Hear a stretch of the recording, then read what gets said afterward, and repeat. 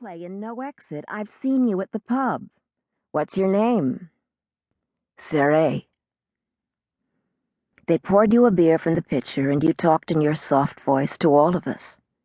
Asked, what are you studying? When you turned to me, I had to say I'm still in high school. Charlotte said, I'm her Latin tutor. Her name is Anne Greaves. You asked, is Latin difficult? A girl across the table liked you, and she said, I study Latin. You said you tutored math at the university. Said you'd seen them around, but not me. Charlotte said, her father teaches there, and she doesn't want to be seen. You smiled again, and your front tooth had a half-moon chip, and you said, cool, in a strange accent of Quebec and English and something else I couldn't place. The house lights went down. You leaned close and whispered, I want to touch your hair. I didn't say no or yes, but I felt the warm pressure of your palm against my skull. Then you put your elbows on the back of your chair. You spoke with a mix of interest and inattention I was familiar with in men. Your excited eyes flickered to the stage, to the table you came from, to me. You wanted to know who was watching you. You wanted to see Buddy Guy and the horns and guitars up front. You wanted to watch me. Years later, you said, I remember watching you roll cigarettes with one hand, fidgeting when the girls at your table talked. You seemed so free. I remember the light in your hair. It was a time when young people from everywhere were driving Volkswagen buses through the mountains of Afghanistan and chanting in ashrams in India.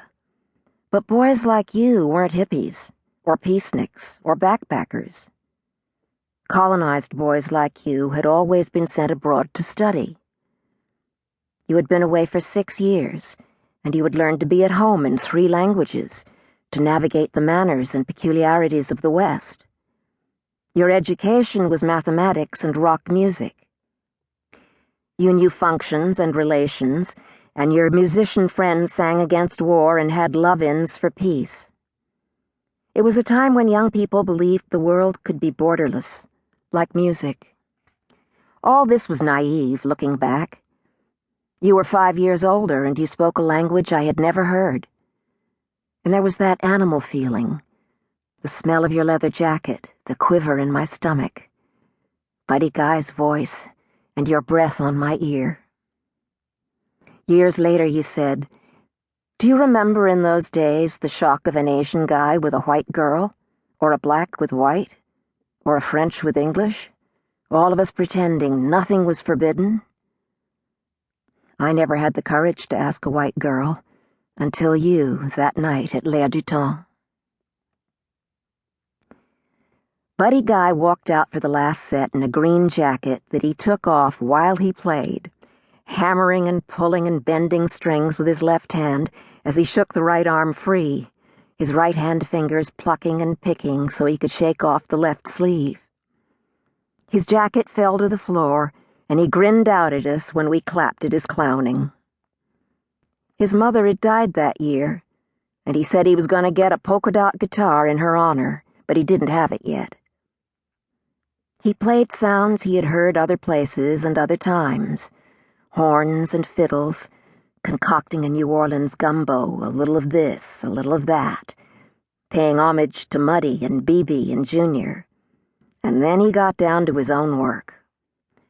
He sang about Lord Have Mercy blues in One Room Country Shack, and impatient love in Just Playing My Axe.